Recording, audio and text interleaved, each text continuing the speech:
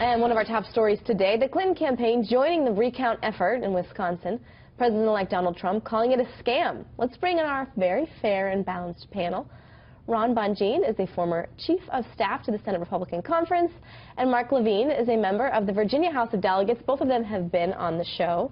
I want to start with you, if I may, Mark, and I want to play a soundbite from Hillary Clinton. It was after the debate, October 24th. I want you to take a listen, and then I'm going to get your response, and Ron's too. Donald said something, well, he said a lot of things that were troubling, but he said something truly horrifying. He became the first person running for president, Republican or Democrat, who refused to say that he would respect the results of this election. That is a direct threat to our democracy. I think I know how you're going to respond, but is this an epic waste of time, or is this ensuring the confidence in the American political system? Well, look, I don't think it's going to overturn the election, but I do think it does ensure confidence. Look, prior to the election, because of what Donald Trump said, a majority of his voters believed the elections were rigged.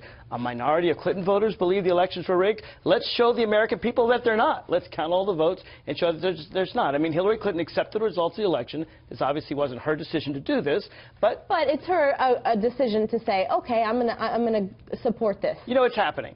And she's going to be counted. Her lawyers are going to be there. At the end of the day, election machines can be hacked. It's one of the reasons why in Virginia I've strongly supported saying we should have paper records for all voting. We're going to do that in 2020. Let's just show Americans that the votes are accurate. All right, Ron, I have a feeling that you're disagreeing with that statement. This is a gigantic waste of time. The Obama administration... And money. And money. The Obama administration has said that the election results should stand, that they believe in them, completely undercutting Jill Stein's effort. The one person this helps is Jill Stein. It raises her name ID. But does it help Jill Stein? I have a full-screen quote I want to put up. It was her during her interview on NPR.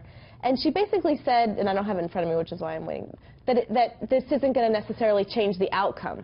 Right, that's exactly right. It helps her because of the fundraising that's going on. This is costing millions of dollars. And in the Milwaukee Journal in Wisconsin, the Green Party, which she belongs to, said whatever money is not spent is going to be spent on their campaign schools, their recruitment. So this is not exactly, when Donald Trump says it's a scam, I completely believe him. This is not just about certifying the election results. She says it's probably fine. Let me actually agree with Ron. I think Jill Stein should commit publicly today that every penny not spent on the recount will go back to the people who gave her the money. This shouldn't be used as a fundraiser for the Green Party. Yeah, I agree with that. She's not going to do that. She may not, but she should. And I think we should call on her. We liberals should call on her to do that. This money was designed for a specific purpose for the recount. She shouldn't be using it for the Green Party. Okay. We've seen Donald Trump put up a number of tweets this morning. Initially, he stayed sort of taking the high road, and then he started to really respond. How should he be handling this? Because it's a lot of money. A lot of people need to work to do this recount, especially if it's going to be in more than one state. Right now, it's just Wisconsin. How should he be handling the response? I want to start with you, Ron. Well, look, he's sent out a series of tweets now. We know how he feels, no question about it. And I think he's made his point, and now he needs to leave it to the campaign. What he's doing with those series of tweets is unusual for a president-elect, but he's getting around the mainstream media and making sure his voters understand what his message is. And I do respect that. In the end, you don't think this is damaging to the Democratic Party? Look, this is not taxpayer money. This is legally allowable. Jill Stein has every right to do this. It's going to happen. I think if it brings more confidence in our elections that they haven't been hacked, it's a good thing. And also, I think it's good for people to remember we need to get rid of those electronic voting machines. We shouldn't have hackable voting machines. I'd like to see that happen in Virginia in 2017. Do you think that's going to happen? Well, first of all, I have to say this makes Hillary Clinton really look like a sore loser. It makes her look bad. Second of all, say these voting machines said they're internet proof. They're not connected to the internet. It doesn't matter.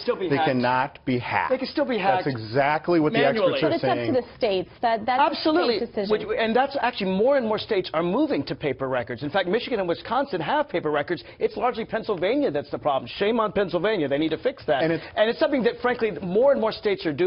It should be a national movement. We should have confidence in our elections. All right. Well, we're going to have you guys back because we're going to see how this goes. Like we talked about, it's going to be a lot of money spent and a lot of people working to do this. So. Private money, though, not public. Private money, but millions of it. Thank you very much, gentlemen. I very much appreciate it. Thanks for having us.